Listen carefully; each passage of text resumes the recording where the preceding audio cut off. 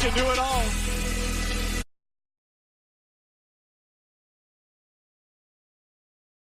In tonight's draft, if Griff wants to keep his job and not head back to NBA TV. Shannon, when you look at this young man's future, do you see him becoming a superstar, a star, or just a starter? Yeah, you've been saying Zion with a little bit more pep in your step, a little more purple. You talking about that, Skip? It's draft day. Yeah. I'm excited. Skip, I know you're going to be upset, but I'm sorry. I see him as a star. He'll be a good player. But, Skip, he's getting Magic. Since I followed the NBA and I go back to Magic rookie year, coming forward, that's been 40 years, Skip.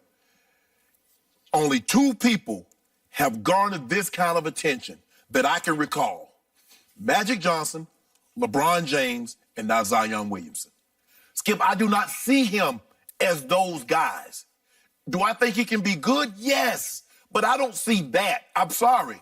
The outside shot is a set shot. It works if he's wide open. I mean, everybody keeps telling me that Ben Simmons is going to develop a shot. I haven't seen it yet. Michael Carter-Williams was supposed to develop one of those. Michael Kidd-Gilchrist. Now, I'm not saying they're as talented as Zion, but developing a shot is not as easily, he could just develop that. Yeah, if that was the case, he'd have done developed it. He'd be shooting pull-ups. But that's not what he is. So just keep him out the paint. I just don't see superstar Skip. Do I believe he can be an all-star? Yeah, he can be an all-star. But that's saying much in his rookie. I don't know if he'll be an all-star in his rookie year. I went back and checked it out. Since 2000, there have only been 2 guys to make the all-star team as rookies. Blake Griffin. LeBron was not one of them. Thank you. Yep. Skip, Blake Griffin, but that's an asterisk. Because he was drafted in 09, he didn't play, and he made it in 2010 in Yao Ming. Okay. In one country, they have a quarter of the population of the world. Let's just say they may have stuffed the ballot box. I'm not saying that's what happened, but there's a possibility. So for me, Skip, yes, he's going to have some highlight reel dunks. He'll probably block a shot like LeBron did in Game 7 of the NBA Finals. He will do that to beat, and see, Skip, what I'm thinking, with the hype that this kid has, he's got to be Magic Johnson. He has to be LeBron James, because that's the kind of attention, that's the kind of hype is surrounding him. Yet, you can't compare him to Magic as a basketball player, and you certainly can't compare him to LeBron as a basketball player, his skill set. Which is why I can't compare him to anybody. I have been covering this game, as you know, since the mid-1970s when I covered the Lakers pre-Magic Johnson. I've never seen anything like this kid. I see superstar, unconventional, but superstar.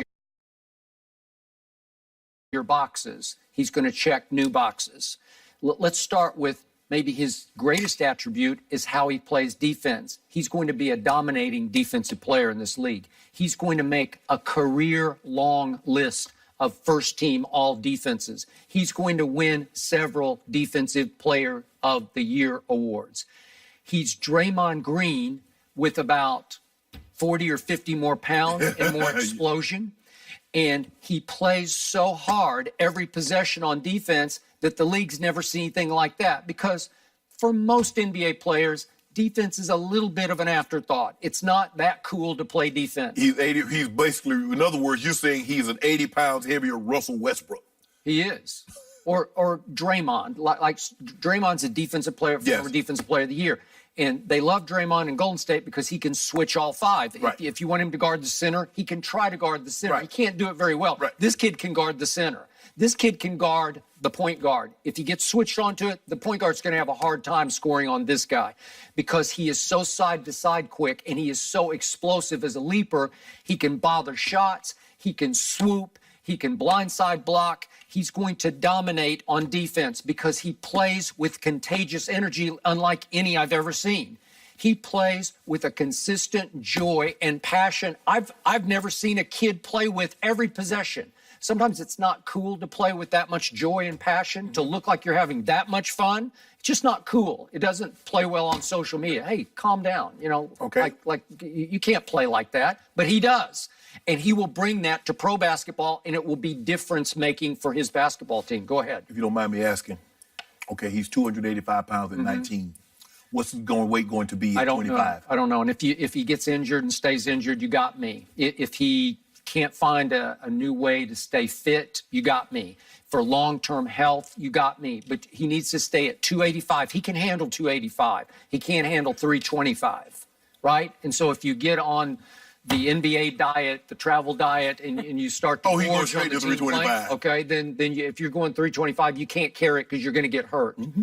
Your knees are going to go. Something's going to go. Yeah. Right? Okay, Yes. so you got me. But I'm gonna bet that. And again, he's going to play a whole lot more games, so maybe the games will keep him in more shape than the college games kept him in. Then let's talk about clutch factor. Every time Duke isn't getting to take the shot, I'm going to get to RJ in just a moment because I believe that RJ, I think we didn't get to see full-on Zion because RJ was always in his way. Okay. And Coach K deferred to RJ over Zion, and I never could figure out. And I'm not second-guessing. I first guessed this the day after they lost to Michigan State. Every time I saw a clutch shot needed, and this goes back to the Gonzaga game or the Carolina game that we had a bet on, which was the ACC tournament game, or the Michigan State loss in the NCAAs, every big shot that needed to be made, he made it. He's got clutch gene in him. Just give him the ball and get out of his way, and he'll make something happen. He also is unselfish to a fault because he loves RJ. They're best buddies. RJ, as would Coach K, and I still don't get it. But that's just every big shot was a tip in or a dunk. Okay, you got to create. You got to figure out how to score the basket at the time. He also made some key threes. And by the way, he made 34% of his threes. That's pretty good. I saw great mechanics. I saw fluid motion. I saw the ability with the right coach. I don't know who your shot doctor is there, but I don't know if Alvin can teach shooting. Maybe he can. But the point is, he's only going to get better and better. Maybe it's a feet on the floor shooter, but that'll work in this league. If you can make that three. Yes, it will. If you can jump out there and make that three and a big's guarding you, that'll work. Because you can explode. But here's the thing. What did he measure at? 6'6", 6'7"? 6'7". 6'7", 285. The size 4. Okay. So when I try to compare him to somebody, I can't think of anybody. And then I saw a good piece on ESPN.com in which they said, well, we can't compare him to anybody except these 5 guys. It took 5 comparisons, and they started with the Draymond defensive comparison, except this guy weighs 50 more pounds than Draymond, and he plays with more defensive force. And then we go to Ben Simmons in the open floor as a passer and a creator. Well, this kid isn't quite the passer Ben Simmons is, but he can really distribute, man. He dropped dimes, man. And in the open floor, he is more explosive than Ben Simmons ever thought about being. Just if he gets out of the way. You're not taking that charge. Okay. Then we got Blake Griffin. Comparison is just play that. But this kid is much better right here, right now, as a shot maker, even inside and outside, than Blake was. And I watched him for all his 2 years at Oklahoma. So he's ahead of schedule. Then we go to Charles Barkley. As a relentless offensive rebounder, Charles was at the top.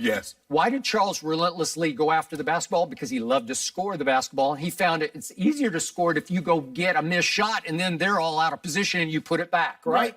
Okay. Did Charles ever think about playing defense? Not really. Okay. But I'll give you that comparison there. And then we finally get down to Julius Randle. Where you just lob it into him and he just creates and over the shoulder, gets you on his shoulder.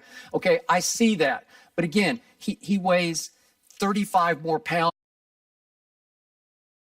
Man, he's a big man. Well, we watched Skip. We watched him against the Lakers. And they had no. I got it. I'm with you. But these are all the comparisons. You have to add up all those 5 comparisons to get to this kid. And then I'm going to say it one more time. R.J. Barrett was obviously going into last basketball season the #1 ranked recruit, and he was projected as the #1 pick. If you could have came directly out of high school, R.J. Barrett would have been the first pick in the draft. He would be going to your team, I guess. If you couldn't see Zion play college. Who had the #1 overall pick last year? Oh, well, if you wanted to do it that way. Because he came straight out of the Suns. The Suns, So it might have been him over DeAndre Ayton. There you go. That's exactly right. but why Coach K kept deferring to an RJ who is a ball stopper. He's like a Carmelo with no clutch gene because he missed big shot after shot down the stretch against Gonzaga. He missed 5 straight big shots. Yeah. Okay? I don't see the intangibles in RJ. I get it. He's a 6'8" slasher and he's got lots of skill. He but can man, create his own shot, and your guy can't. Okay, I don't know about that. I give you RJ the ball at the top of the key or at the half court, and he can go make a shot. Okay. Your guy need the ball on the block. Yeah, my guy can do things for the rest of the team that are off the charts. RJ Barrett is ball stopper. You give it to him, and then everybody else has to watch. He's got some James Harden in him. Magic or LeBron? Yeah. Is that what he's going to be? Who? Zion. I just told you can't compare him to those guys. Well, with the hype, all this hype you're talking. His game doesn't compare. Yes, and the way they hyped him, the way they got him hyped. Remember what Steve Cleveland? He just watched one game on TV, and I'm going to paraphrase the quote, but it's like, I thought LeBron was the last one we were going to see like that, and that this kid's got next, right? I'm being completely impartial, but I totally agree with Skip. Thank you. Yeah. Completely 100%. impartial because she does not cover the Pelicans. Yeah. Don't have my Pelican jewelry on or anything. All right. Draft Jen Hale 504. Yeah. Up next, guys, will Kevin Durant return to the Warriors instead of heading east? Chris Broussard joins us to answer that question up next.